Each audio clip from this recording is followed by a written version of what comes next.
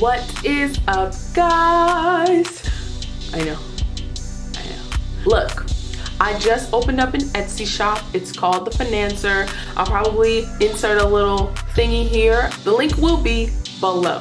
Now, I have created an automated budget tool that I really want you guys to support, download. I made it for people who are just learning how to budget. Makes things easy, just makes it better, you know? Like, for me, when I was first starting out, budgeting was pen and paper. I have both of those options available for you. But just in this video, we're gonna talk about my automated budget sheet. Wanted to kind of give you guys a tour of it. So let's get started. This is the automated budget template. In this sheet, all you're gonna really do is input your amounts and change any labels that you might have for this. So let's just get into it so I can actually show you what to do.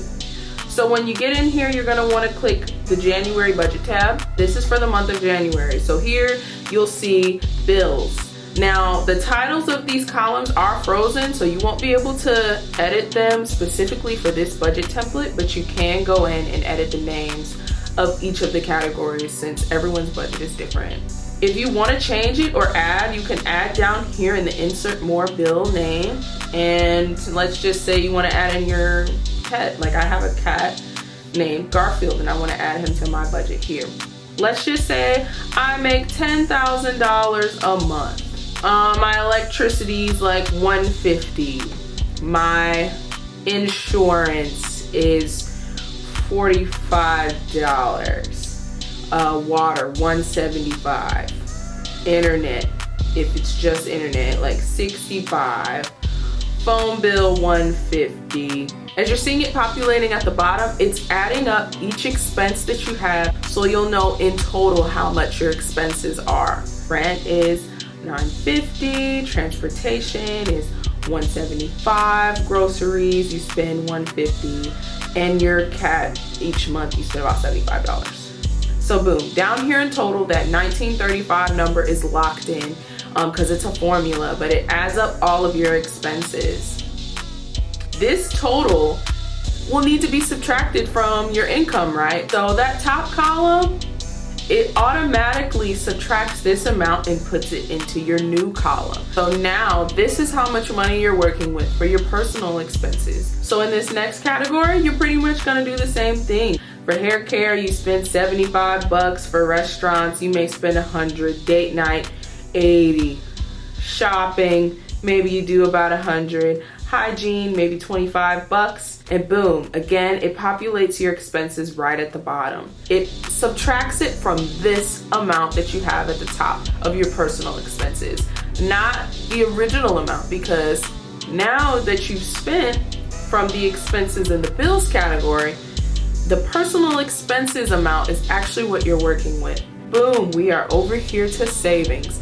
And now you have your top amount for how much you can save. So let's just say long-term savings, you're gonna put away about $2,000. Short-term, you're gonna put about $500.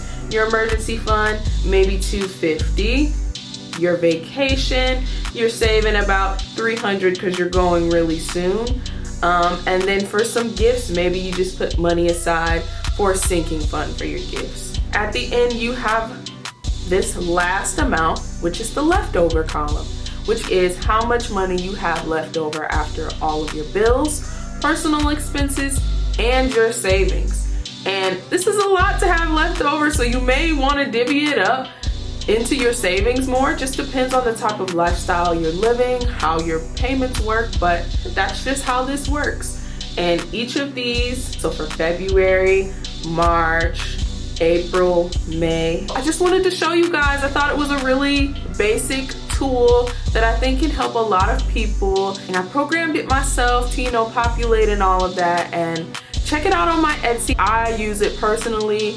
It just really helps me to keep track of things. Feel free to go back through. If these amounts change, it will change with you. So let's say you thought electricity was $150, but your kids turn the lights up a lot and they don't turn them on.